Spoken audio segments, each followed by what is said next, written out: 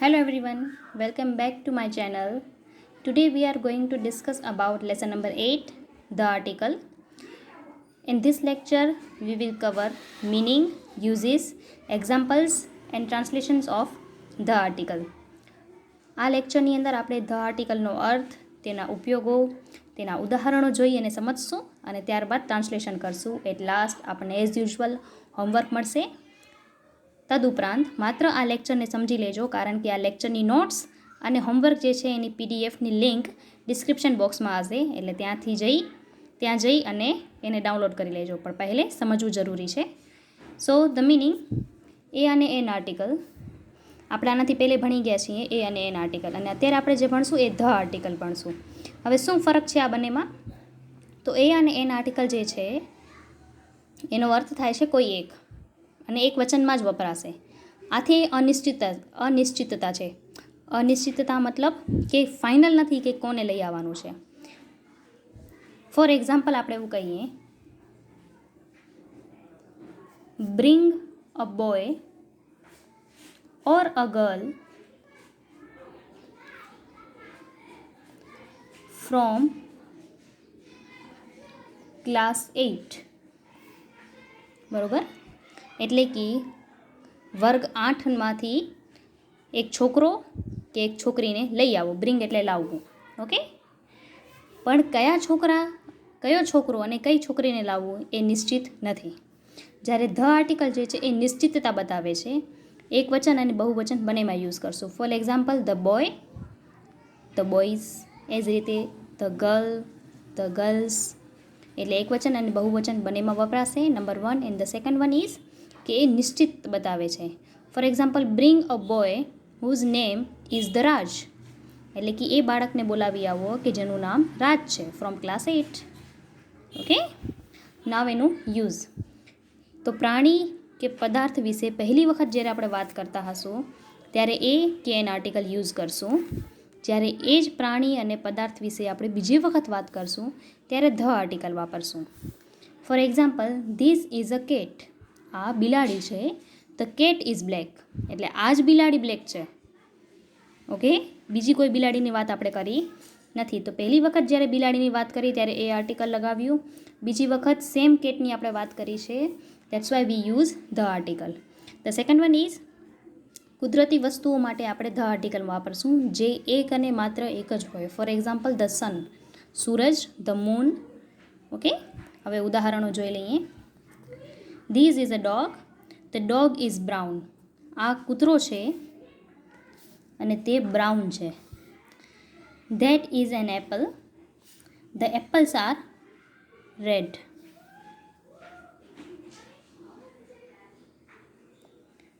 The sun is bright, the moon is beautiful, the earth is round.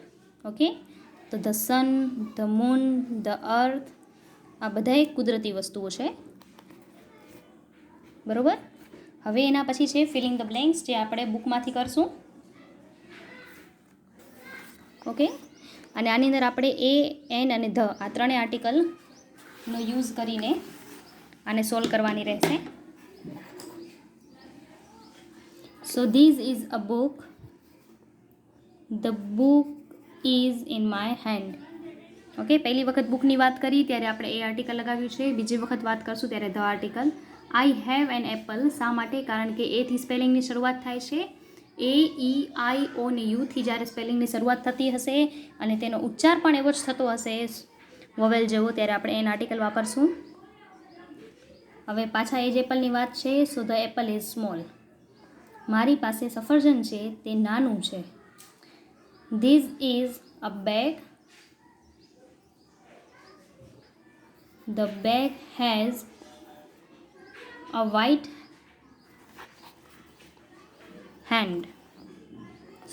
Handle. Okay? So મારા પાસે એક bag છે, તે બેગના સફેદ હેન્ડલ છે. ધ સન, બરોબર, SON વાળું સન હશે. SON, તો એનું મતલબ થશે છોકરો. SUN, સન એટલે સૂરજ દાદા. The sun is in the sky, શા માટે ધ યુઝ કર્યું આપણે બીજી વખત? કારણ કે આકાશ પણ એક જ છે. I have N orange, The orange is fresh. That is a parrot. The parrot is green. That is a doll.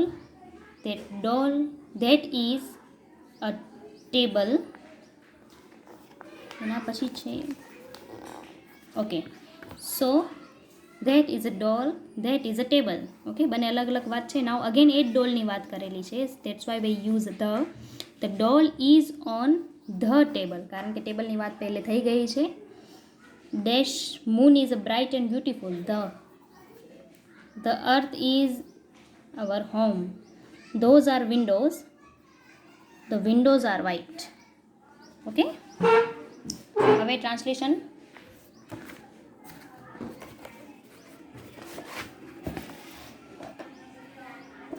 Suresh હોશિયાર છોકરો છે. સુરેશ ઇઝ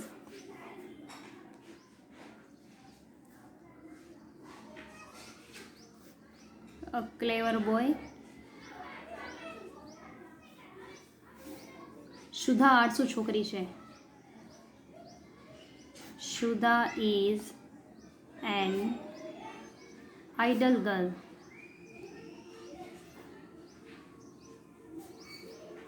ઇંગ્લિશમાં 3 આઇડલ છે. ધીસ વન ઇઝ મૂર્તિ, ઇન્ડિયન આઇડલ વાળું. ધીસ ઇઝ આઈડિયલ, આદર્શ. અને આ આઇડલનો મતલબ થશે આળસુ, લેઝી. ઓકે, તમે લેઝી પણ યુઝ કરી શકો, બોથ આર કરેક્ટ. આ ખાલી ટોપલી છે, આ માટે થશે ઇંગ્લિશમાં ધીસ ઇઝ એન એમ્પ્ટી. ટોપલી માટે બાસ્કેટ. હાથીને સૂંઢ હોય છે. An elephant has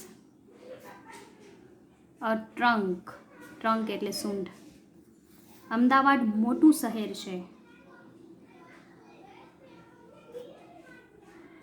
Ahmedabad is the big city. તેની પાસે જૂનો કોટ છે. હવે તેની પાસે એટલે આપણે બતાવ્યું નથી કે હી છે કે શી. તમે બંનેમાંથી કોઈ પણ એક યુઝ કરી શકો. ઓકે, બંને સાથે હેઝ જ આવશે.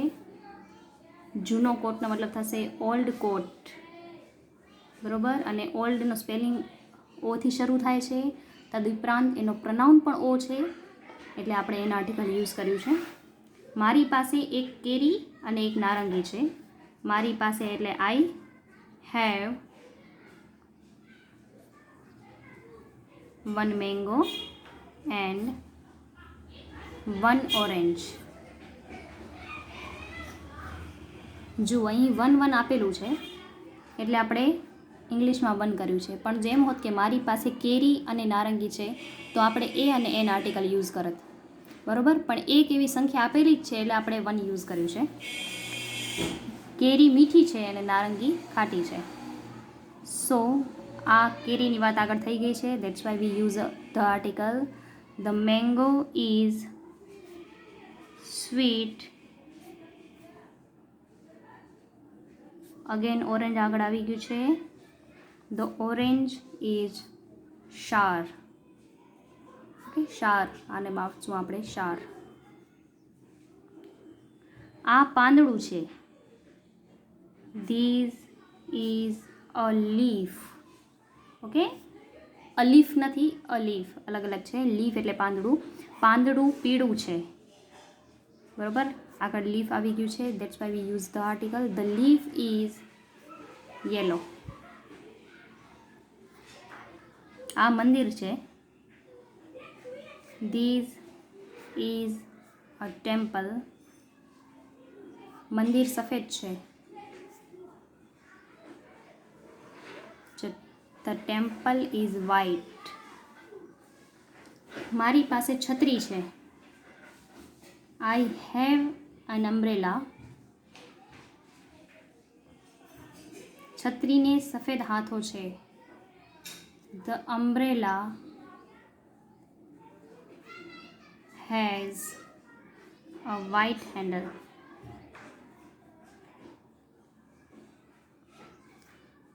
Has white handle. Okay, total 20 translation છે